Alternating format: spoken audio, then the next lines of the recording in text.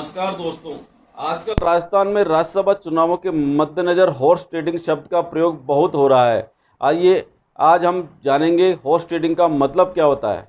Horse trading जिसका शाब्दिक अर्थ है घोड़ों की बिक्री, लेकिन चुनावों में इसका मतलब कैम्ब्रिज डिक्शनरी के हिसाब से अनौपचारिक बातचीत जिसमें किसी भी दो पार्टियों के लोग ऐसी आपसी संधि करते हैं जहां दोनों का फायदा होता है कहा जाता है। यानी जब एक पार्टी विपक्ष में रहते हुए कुछ सदस्यों का लाभ का लालच देते हुए अपने में मिलाने की कोशिश करती है, जहां यह पद लालच पैसे का प्रतिष्ठा का हो सकता है। इस किस्म की विधायकी की खरीद फरोख्त को पॉलिटिक्स में हॉर्स ट्रेडिंग कहा जाता है। ऐसा उन स्थिति में होता है जब किसी भी एक पार्टी का सरकार बनाने का बहुमत न मिला हो और उसे बहुमत सिद्ध करने के लिए बाहर से मदद की आवश्यकता होती है।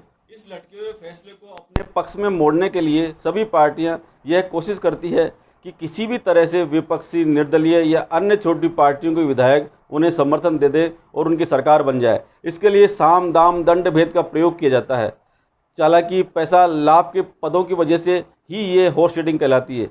हालांकि कुछ लोग इसे चाणक्य नीति मानकर इसे राजनीति का एक जरूरी हिस्सा भी मानते हैं। राजनीति की यही उठापटक इसे दिलचस्प लेकिन कूटनीतिक बनाती है। राजस्थान के राज्यसभा चुनाव में इस शब्द का प्रयोग कांग्रेस ने बीजेपी के लिए किया है। कांग्रेस का आरोप है कि बीजेपी अब उनके कुछ विधायकों को अपने साथ मिलाने की गंदी राजनीति खेल रही है। अब सवाल ये उठता है कि आखिर ये शब्द आया कहाँ से। तो आपको बता दें, इस शब्द का प्रयोग पहले वाक्य में ही घोड़ों की खरीद फरोख्त के संदर्भ में होता था। करीब 1820 के आसपास घोड़ों के व्यापारी अच्छी नस्ल के घोड़ों को खरीदने के लिए बहुत जुगाड़ और चालाकी का प्रयोग करते थे। बताया जाता है कि इस दौरान व्यापारी अपने घोड़ों को कहीं पर छुपा देते थे या कहीं पर बांध देते थे या फिर किसी भी और अस्तबल में पहुंचा देते थे। फिर अपनी चालाकी, पैसों के लेन देन के दम पर सौदा किया जाता था।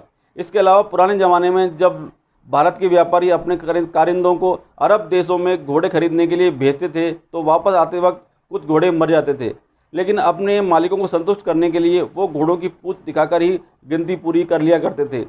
यानी 100 घोड़े खरीदे तो 90 दिखाते थे, बाकी की 10 पूंछ दिखाकर कहा जाता था कि वो मर गए और मालिक इस पर यकीन कर लेते थे।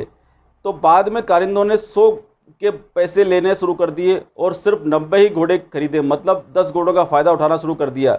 इसे भी हॉर्स ट्रेडिंग के किस्सों से जोड़ा जाता है।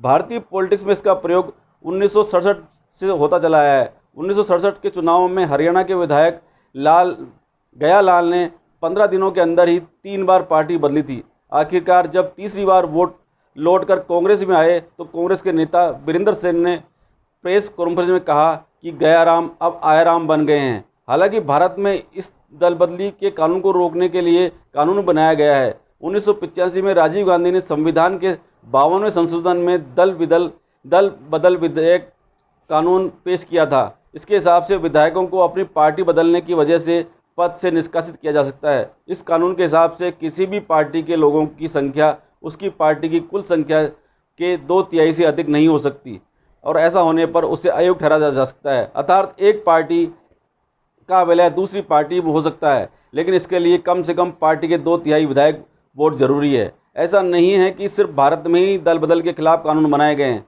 राजनीति में कहीं भी हो तो उसके बहुत कूटनीतिक हर देश में पाई जाती है, लेकिन ऐसे विधायकों की खरीद और उनके बिक्री के लिए कई किस्से पाए जाते हैं। कुछ देशों में भारत की ही तरह इसके निपटने के लिए कानून बनाए गए हैं।